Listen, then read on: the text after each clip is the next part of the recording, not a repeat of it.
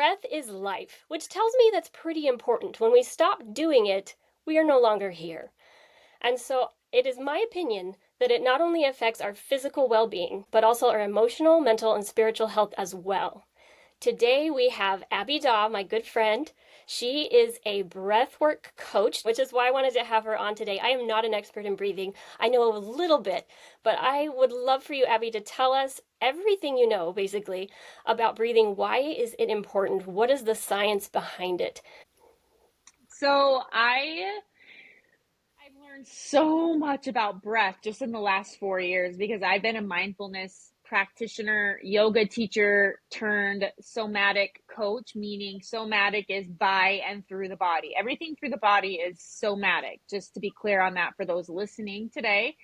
I love talking all things breath, but I didn't realize how actually breathing correctly really determines how long we live. And people need to know this because people are walking around erratically or out of balance, reverse breathing, and they're shortening their lives. Meaning, when we're born as balanced breathers because we're not coming into the world. Well, we automatically are traumatized going through the birth canal, but when we come out, we aren't traumatized and stressed out and full of cortisol where we breathe first to the belly. So we should always be breathing through the diaphragm, which is belly muscles that help extend the belly first.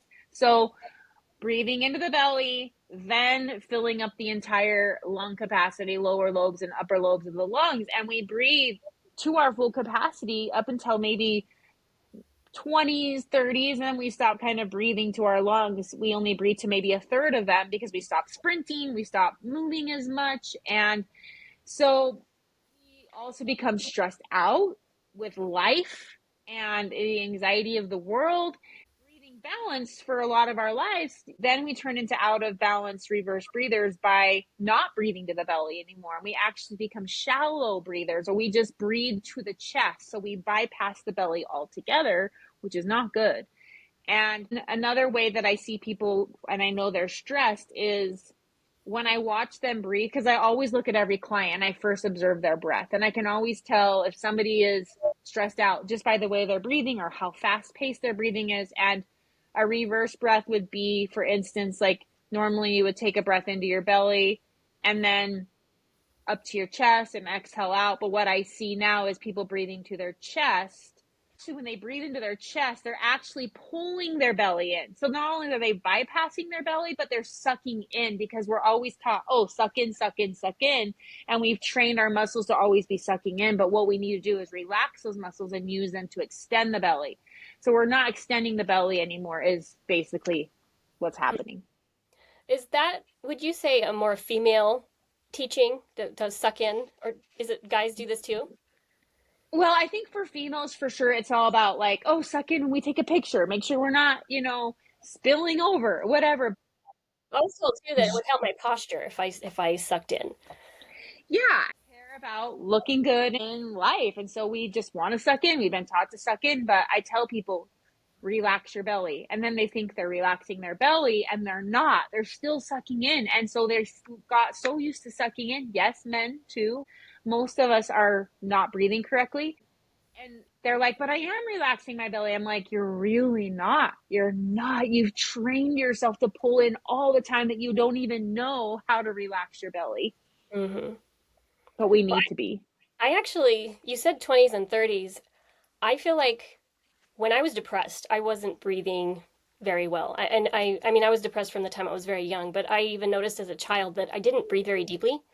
I was a very shallow Mm-hmm. breather, unless I was getting ready to run a race, and then I would almost hyperventilate sometimes because I was so anxious. So I'd have the opposite problem. So when it Mm-hmm. comes to depression and anxiety, how does Yeah. breath come into play, and how does breath work help? We are an anxious culture. And we think it's the same thing. I'm breathing fine. My belly is extending. Same thing. Oh, I'm not anxious. You're just high functioning. And what the breath does for us is it activates the parasympathetic, the calming nervous system, part of our nervous system, right? And It gets us out of a stress response. So by breathing correctly, automatically we have this free thing that we have every day, and it automatically calms our nervous system, gets us out of that cortisol stress response. I've So also heard that there are two things that we can control that are also part of the autonomic nervous system. Did I say that right? yeah, you did. It's blinking our eyes and breath. So these two things are the things we can actually control that are also subconscious, that are just kind of happening, but we can also control them. And Mm-hmm. I would go out on a limb to say that I think it is possible to control some of those other systems that are parasympathetic if we trained ourselves to do so, because I know people have done it, including Wim Hof, right? He's Mm-hmm. one of the gurus of breath work. He's awesome. Amazing. Like he can slow his Mm-hmm. heart down. He can withstand freezing cold temperatures because he can tell his body what he Mm-hmm. wants it to do in those situations instead of just letting it go on auto. Mm-hmm.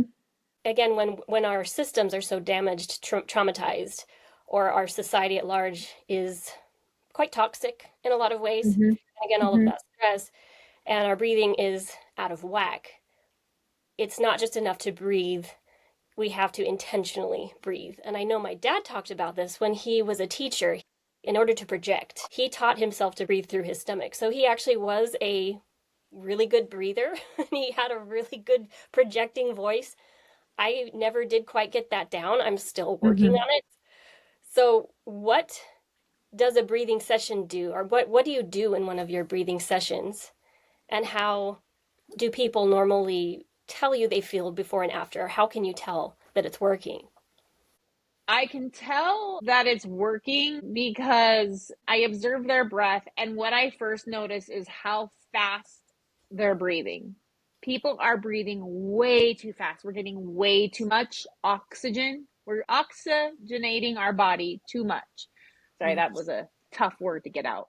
Which most people don't know. Most people think, oh no, more oxygen is good, but there's a lot of research on carbon, right? CO2, carbon dioxide. Yeah, that's what people don't know. Like, oxygen is actually killing us. Isn't that crazy? It's Are you killing us. serious? We're getting too much of it. That's like people don't know. It's like mind blowing. And so when people come in and they're laying down, like, oh, I'm just so relaxed. I'm sitting here in your meditation and I'm relaxed. But meanwhile, I'm observing their body and it's just up, in and out, in and out. Like they're not taking any pause in their breath. They're not as relaxed as they think. They're not as relaxed. I think like you could be like, oh, my shoulders are relaxed, but then it's like, oh, that's because I've been holding my shoulders like this for freaking decades. And then when I finally am forced to push them down, you're like, oh, okay, we just get so wound up and we don't even realize how wound up we are. Same with our breathing. Our breathing, we're getting too much oxygen in. Doing the rhythmic breaths. You got to start with the rhythmic breaths. And then by that, it trains the body to breathe more rhythmically. But then I can notice, okay, it's working because now they're taking a small pause in between the exhale and the Mm. inhale.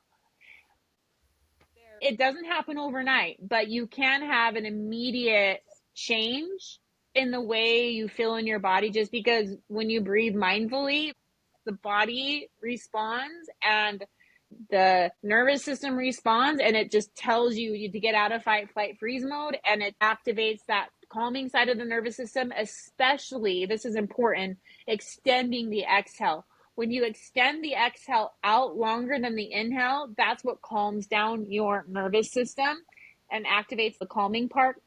And pause a little bit at the end of the exhale before you take your inhale. That's going to also make it so that your body slows down and you don't need to immediately breathe in and get more oxygen, if that makes sense. How long does one of these sessions usually work? I've I've met some people this absolutely changes their life. And I know for you, this is why you do it because it was such a huge turning point for you in the way that you felt your health.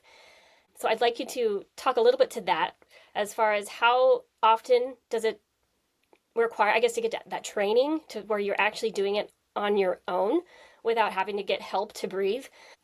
Kind of like the best case scenario, and I don't want to say worst, but like your clients that maybe took the longest. What's kind of the range? So, what I would first say to somebody who's needing to know more about this and wants to start a breath and mindfulness practice, first I would say order the book Breathe or Breath by James Nestor. That's a great resource to start reading. And he always says, just get your breath in. The moment you start being more conscious of how you breathe, that's amazing. So awareness is key. Now, how long? It can take a minute for you to start feeling the effects of mindful breathing. Like if you just know one exercise and you just go with that one exercise, that's what I did. Okay, so this is my experience. I was going through severe postpartum anxiety. Nothing was helping. Nothing was helping. Not even SSRIs were helping for me. I tried it all. And then there was one breath that changed my life, and I did it 30 days straight. I think in order to really make a shift, 30 days is great, but 6 months is a game changer. So I tell people, yeah, they always say break a habit in 21 days. I think you're just barely scratching the surface. I think if you can commit to 180 days of better health practices, that's when you're going to really notice a huge change. I tell people it's not going to come overnight, but by breathing correctly and just being simple about it, choose one breath you do every day for a couple minutes. 6 months, you'll notice some really amazing life altering positive changes. Yeah. And I actually play an instrument that requires very controlled breathing. And so from the time I was 9, I was, at least in band class, I would have to take a very conscientious breath in of the right amount, Mm-hmm. and it would Mm-hmm. come out usually very slowly. So because of how you have to play. So they actually recommend trumpet playing for people who suffer from asthma, different things, because it requires that kind of breath control. Or you can do breath work as well, and it would Mm-hmm. probably have a very similar or possibly better effect because you're more mindfulness in the actual breathing. Whereas trumpet, I was more interested in the trumpet. I wasn't thinking about the breathing, even though I was doing it. Mm-hmm. The other thing comes to mind is the study someone did, or studies over time that have shown that if you are an athlete, particularly runner, and you run every day for a year, doing this starting out is torture. I mean, I don't know anyone who's never run who enjoys running starting out. It's awful. I mean, it's just awful. But once you start getting past that first month, 2, 3, and it starts to get easier and start to enjoy it.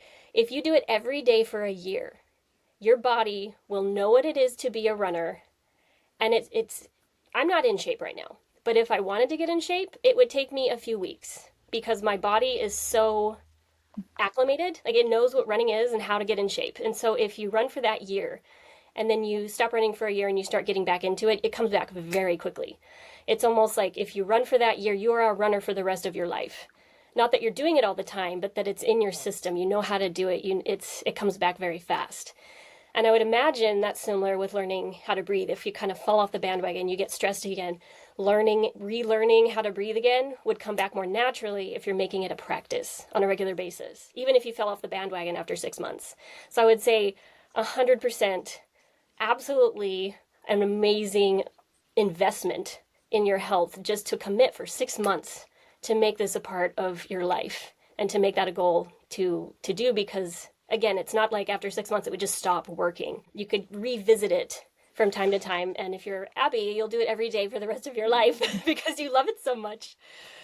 Well, I'm human and I don't do it every day sometimes. I'm a mom and I give myself grace, but you're absolutely right. If you make it a habit for a good year, 6 months to a year, yeah, you train your body differently. What got you into breathing in the first place, and why do you love it so much? Why have you continued to do it? Well, I credit by the way, I'm a post runner too. So marathon runner like you, just runner, athlete. So I would say first effective breath practice by my older sister, who's not a breath person, when I was running and would get side aches training for my marathons when I was in my early 20s, really, a bike racer and a runner. And I'd say, I'm getting these side aches. And she's like, oh, I heard this method. You take in a breath for 3 seconds or 4 seconds, and then you hold it, and then you take one out for 3, 4 seconds and you hold it. And every single time I would practice that on my run, it would always just go away. So that was like the first time where I was like, wow, this breath thing really works because my side ache is gone. I'm a yoga teacher of 20 years. And so I give my yoga practice mostly the credit for teaching me how to breathe to my belly. Like you were talking about with your dad, he intentionally did that. I Mhm. was intentionally breathing to my belly for so many years because that was the training I got in yoga. So my running and my yoga practice, which then led me to a deeper dive when the COVID pandemic hit, because I was going through a divorce. I was postpartum in the midst of just this heavy energy, trying to get my life together. Nothing was helping. And I'm like, I stumbled across this podcast where I heard about a breathwork technique that I had never done as a yoga teacher nor taught as a yoga teacher. And I'm like, oh, I'm going to really see if this works based off of the science that she explained about it. And that's when I decided, okay, let's try this. I did it. Like I said, I tried it and I was like, what? The sun is coming out. Blue skies in my mind and my body feels great. I'm getting the buzzy feeling. What is this? Everybody needs to know about it. And then obviously with the brain I have, that hyper focus, I just wanted to know more and more and more because I'm like, people are not understanding this. And I'm kind of lucky in the way where I've had this foundation and this knowledge, and I sort of got onto the breath train way before it got really popular. It's kind of trendy right now. And I've been doing it for a long time. And so I feel like I'm ahead of the game. And I have some information that I'm like, yeah, people, it's trendy, but people have to be learning from the right people, Jen, because people don't understand the importance of like that carbon dioxide Mm. and what it does for the body. So if you are going to, There's a science to it's it. a science, and people are just, oh, I'm going to go teach this breath experience, but there's contraindications with it, and you have to do it safely. And that's where, yes, it was helping my body a lot. And I got through postpartum and I did it for those 6 months. But then after that, I'm like, there is more to this. And then that's when I became that real expert. Yeah, and I've done your Wednesday night breathing group Yeah. sessions. They are amazing. Yeah. I also remember the first time that I experienced breath work was in college, and I wasn't very good at it. The tuba professor was teaching it to all the brass, and I just remember going, Mm-hmm. "Oh my gosh, I feel like I'm gonna pass out," and it was kind of hard. What is that? What's going on when you feel like you're gonna pass out when if you're doing a breathing exercise? Too much oxygen? What it can do is it can make you feel like you don't have enough oxygen because you've been getting too much oxygen. So it puts your body in a panic state, like almost like you're suffocating, Mm-hmm. even though you're not. So what I think what was happening to you is what I feel is your body was showing the anxiety you were having in your body. You Because it's know, used to your having body was panicking. like, where is it? Where's all the oxygen I usually have? Yeah. And That's what I so, think was happening. how many years of our life would you say are taken off by just not breathing properly? I could say a decade at least. Mm. We could lengthen our life by more than a decade. People, if you notice, Jen, they are dropping dead earlier now from heart attacks. I Yeah. tell people we're speed walking to our graves because, okay, something that's so beautiful is whales.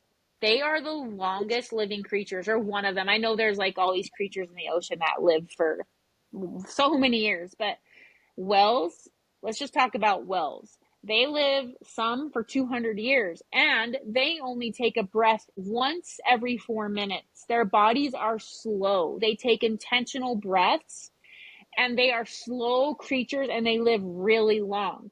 200 years? There's, I had no idea. That's I incredible. know. Once every 4 minutes. And mice, Yes. they breathe Yeah. really, really, really fast.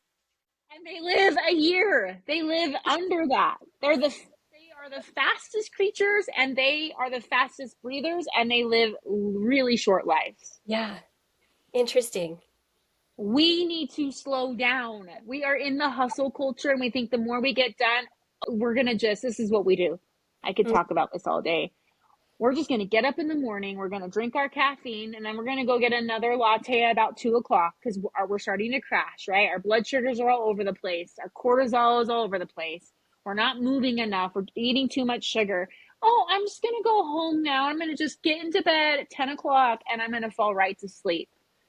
No, that's not how our bodies work. And we're like, well, why can't I sleep at night? Well, it's because you are over medicated, overstimulated, overworked, overstressed, all the things. And then you expect your body to lay down at night and just calm down automatically. You've trained your body not to do that. Then what happens is we created sleep disorders, Mm. insomniacs. We're all expecting our bodies to just, oh, why can't I sleep? Well, look at your lifestyle. Look what you're consuming. Look how you're moving in the world. And so we need to take a page out of the Wells book and just know that there's not more productive, but being slower slows our body down, and we'll be happier and healthier, and Mm. we'll still get a lot done. We've just been taught that the more we do, the more successful we are. Yeah, we can sleep when we're dead. I've heard that before, right? Yes. Page from a book. I know when people say that, I'm like, that's funny, but not really. You make me want to put a picture of a whale in my space just to remind Do me it. to be a whale. I'm going to do it. I'm seriously going to do it. What do you have to say about CPAP machines? Is there a Mm, correlation there between us not breathing properly always. and and Always. I yeah. don't have a lot of research for CPAP. Mhm. I should, but I do know that sleep disorders come from an unhealthy breath pattern, Mhm. erratic breathing. Mhm. Which makes sense. Mm-hmm. I actually have a few study, like just little things I wanted to kind of cover just because I wanted to include in this podcast and see if you had heard of any of these before. But that breathing can change your blood pH in minutes. Yep. No food, exercise, or Yep. medication can act as quickly, is what I learned. You can often determine your dominant nervous system state simply by placing your finger underneath your nostrils and exhaling. And I'm sure it would take someone who knows what they're doing to understand what that means. Reduced rate breathing can stimulate a rest and digest parasympathetic nervous system state to help with sleep, stress, and anxiety. Absolutely.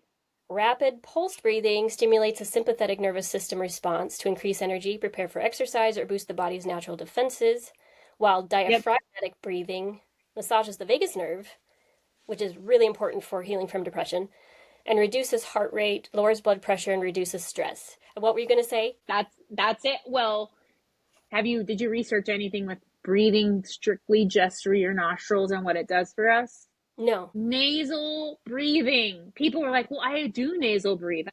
Until you fall asleep and your mouth hangs open in the night, you're not. You're breathing through your mouth. And that's what happens is we need to not breathe through our mouth because it just shows we're not getting enough oxygen. So we need another way to get oxygen. So we're breathing through nose and mouth, which means erratic, out of rhythm breath immediately. If you're a mouth breather, which I would say, honestly, Jen, probably 80% of the people are breathing out their mouth in the middle of the night. And that leads to long-term problems with the health and the heart. And so if we learn just to breathe through the nose, first of all, unless it's intentional, like the style of breath I teach, right? That's a whole different thing. Just breathing in the day, we should not be breathing through our mouth at all because when we breathe through our nose, it reduces the amount of oxygen we need, and then there's this molecule called nitric oxide that is released through nasal breathing. That is the overall wellness molecule for the body. There's so much more with nostril breathing. If some of you guys want to just go Google and why nostril breathing is so good, you should. So we release this molecule called nitric oxide, this wellness molecule that we need. And we also get that through humming and singing too, nitric oxide. Mm-hmm. That's another thing that we need to learn Why is about. nitric oxide important? It's so good for our cardiovascular system. It's so good for our blood. Everybody needs to go read about nitric oxide. It's the wellness molecule. We're not getting enough of it, is the bottom line. Sounds like. We're not. And also hum in your car or sing in your car when you're driving to work because that also gives you nitric oxide. And that's a happy thing. We can release some endorphins. Yes. Yeah. Breath. Breath makes you feel better. When you feel better, you live longer and you call in better things by breathing better. When you're living about better quality of life.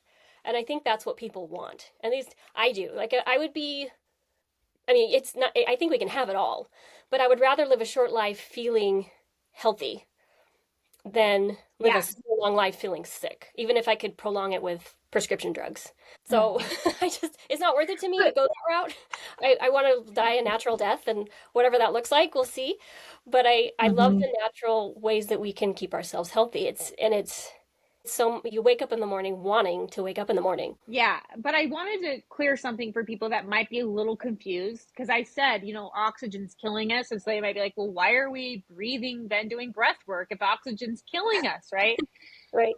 Okay, by choosing to intentionally, rhythmically control our breath every day, that is what gets our body back into rhythm. So I call it a dose of breath a day, maybe 10 to 15 minutes, you guys. That's all you need to get a dose of breath of hyperventilation. So intentional oxygenating the body.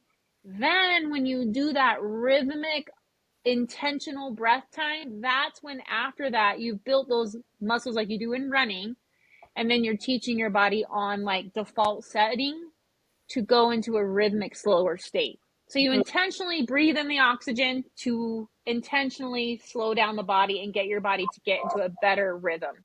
Awesome. I wanted to clear that out in case people are like, well, then I don't want to do breath work if oxygen's killing me. I think the point is to breathe correctly so that we're getting the right amount of the chemicals and such that we were intended to ingest and Yeah. thrive instead of just survive Mm-hmm. every day. Which Mm-hmm. leads me to my next exciting announcement. Abby will be participating in the workbook for this chapter.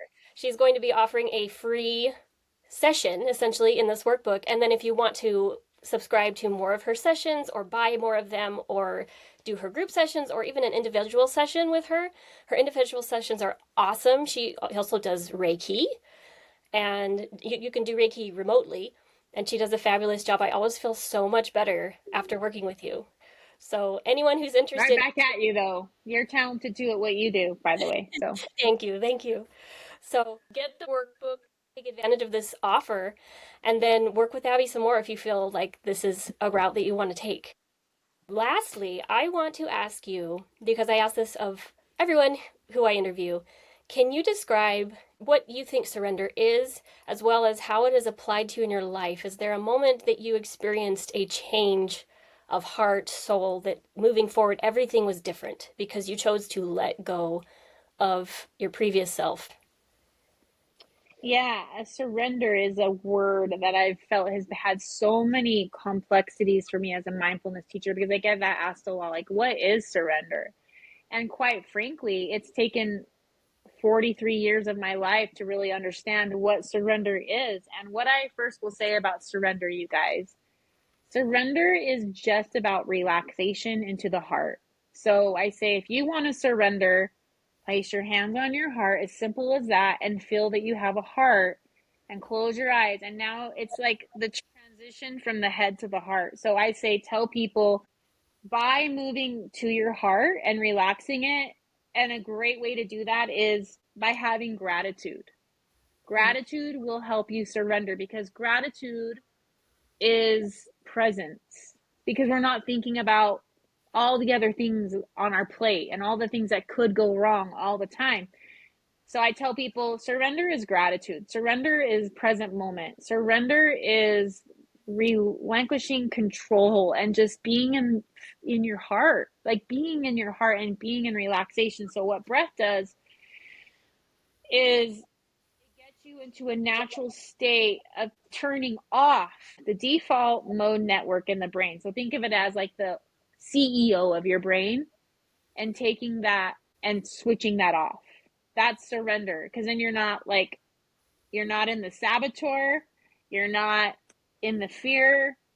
Whenever you can get out of fear and return to love, that is surrender. Now, for me, I would say I've just been in a moving prayer my whole life. And by adding breath to my practice has helped me to trust and have faith that whatever's watching over me has got my back. And breath has truly gotten me to a place where I can trust that invisible force of love, call it what you may, God, love, has got my back, because when I'm not in my breath, I don't trust that anymore. Hmm. And so the more that I have breathed and gotten out of that ego mind or that default mode network in my brain, I've learned to surrender and trust more. And I think the more that I breathe, especially in this year, I've really broken through more barriers, because you're going to just think, oh my gosh, I'm just doing a breath work, nothing's happening. But I tell people, when nothing is happening, everything is happening when you're breathing correctly. You may think these moments where you're taking a mindful breath in, like, oh, that was fine, that was good, I'm calmer. But there's so much more coming from that than you can ever know. But it may show up a year later where you're like, oh, I don't worry about that like I used to, or I respond and not react like I used to. I respond differently. Oh, I'm a better listener. Oh, I'm not so angry in traffic. Oh, I'm more compassionate. Breath, every day you do it, helps you to be better at having faith, less worry, more love, and in that place of relaxation and the present moment, which is the ultimate surrender. And for me, I've been a control freak my whole life, Yeah. and I'm not anymore. And it took years of breath to really not be a control freak, honestly. Yeah. I'm there on that train, getting away from control freak. The more I let go of control, the happier I am. Trusting. I I mean, it's incredible. Yeah. Yeah, it is. When you can know you're okay and you can just let that greater loving force you and know you're being watched out for, and you can just set down the baggage or the I've got to orchestrate this perfectly so I'm safe, so I'm secure, so like I'm okay. But knowing that you are okay is what breath has done for me. I am okay. I can let go of this worry, or I can let go of trying to control this outcome, because we're not really in control like we think we are. Breath teaches me that we're only in control of minor things: the way we respond to people, the way we treat people, the way we treat ourselves, how we breathe, really. And the rest is in the hands of that energy beyond our control. Beyond our control, and sometimes I would say understanding. Most of us, I would say everyone here probably does not understand the depth of this life experience, what a gift it is, and Such a gift. how much we are loved. And I, We are so loved. We are loved. yeah, I mean, we're all connected. I want to speak a little more to what you said about how some people don't realize until a year later that, oh, I'm feeling better. And I can't tell you how many times I've seen people that do things and then dismiss the thing that actually resulted in them feeling better. Like they don't even make the correlation. And so, how important it is to, in this program, week to week, take notes of how your week was, how you're feeling, 1 to 10. That's part of this process, because people who are struggling with mental disorder, especially depression, tend to be very down on themselves. And so when they see progress, a lot of the depression mindset is to dismiss it, like it's not that great. And when you keep track, you can't dismiss the data where you look back and see that you are making progress. So I think Progress doesn't show up in ways we think. It's very subtle, mm, very usually, yeah, beautiful. I've had some big moments, but most of it's slow and steady. And then one day I go, oh wow, I'm not doing that thing that I used to do anymore. And so it's fun. It's cool. Yeah. Yeah. So thank you so much, Abby, for being with us today. How can people reach you? So you're welcome, by the way. You're the best. I love you and your whole family. You can have me anytime. I will be there. You can find me on my website. My name is just Abbey Daw, ABBEYDAW. So abbeydaw.com. I've just updated my website. It's really cute and really beautiful. So you should go look at it. It looks really good. New imagery on there and stuff. So you can go to my website, and then Instagram, that's at abbeydaw.com. But you can find resources on either of those places, or you can just message me and say, hey, I have a question about breath. I'm here. I'm really easy to access. Like, I'm very open. I want to help people. So please reach out to me. Don't be scared. I will answer you. I will help. Awesome. And to end, would you be willing to teach us one breath exercise? Of course. So you can do this if you're driving, but just keep your eyes open because I know a lot of people listen to podcasts while they're driving. I do for sure. But this is also a safe breath to do while you're driving. But just make sure you are in control of yourself. And like if something doesn't feel comfortable in this moment, then don't do it. Okay, please. So you're going to want to first close your eyes if you're not driving. And if you're driving, just keep your eyes open. Everybody send an exhale out. So the one I was talking about isn't a long extended exhale. Send out it out all the way out. Till you're empty. Hold it. 2, 3, 4. Now inhale through your nose. 2, 3, 4. Hold your breath. 2, 3, 4. Out your mouth. 2, 3, 4. Hold. 2, 3, 4. In. 2, 3, 4. Hold. 2, 3, 4. Out.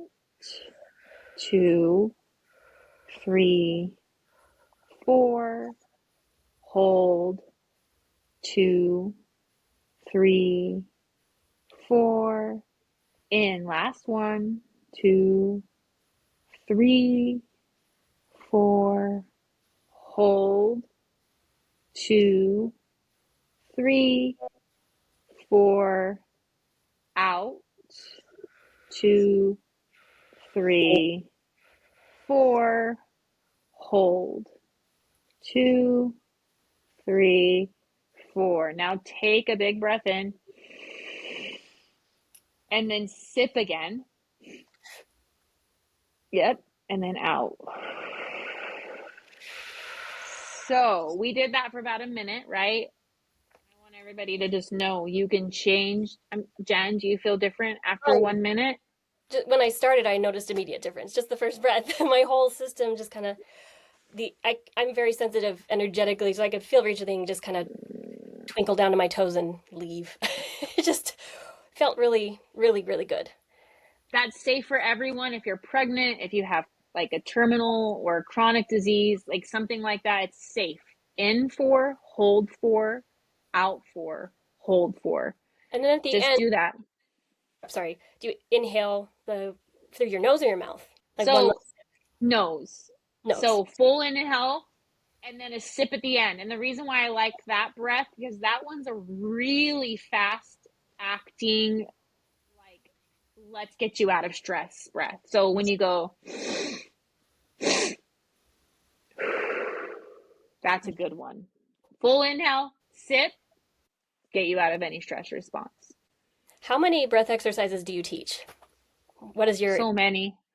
I mean, so many. There are so many breaths to do, but I have like about 15 that I go to, my go to 15.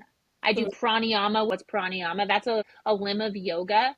And that's, think of it as more controlled breath where you actually like do the alternate nostril breathing or the reduced breathing exercises where it's more controlled. And then I teach more brain transformational breathing where it's nonstop, very circular, Wim Hof style, where you're not taking pauses, where you're hyperventilating.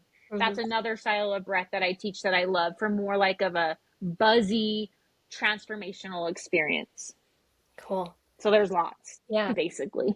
The first exposure I had to Wim Hof was on another podcast, and he taught a breath work exercise that where you breathe in and out really quickly 20 times, and then you do as Yeah. many push-ups as you can. And I was floored. I was doing like 20, 25 push-ups at the time without breathing like that. And when I hyperventilated through his exercise, I could do 35. No problem. The and you hold your breath as you're doing the push-ups. It was intense, but you took this massive breath after you were done with the push-ups because you're like, I want to breathe, and it felt so good. So again, Abby, I love your work. I hope this podcast brings many to you who want to better their Thanks. life. Is there anything else you want to say before we leave? Deeper breath, deeper life, guys. Live your life, be alive. Don't just sleepwalk through life and think that your body's working for you, because it's not. It can't. You got to take care of your inner house. You just have to. If you want to live a long life, slow down. That's the new cool. Take care of your temple. Physical body Yep. needs lots of TLC. Well, thank you again. Thank you to all who are listening, who made it to the end of this podcast. You're amazing. We will see you next time.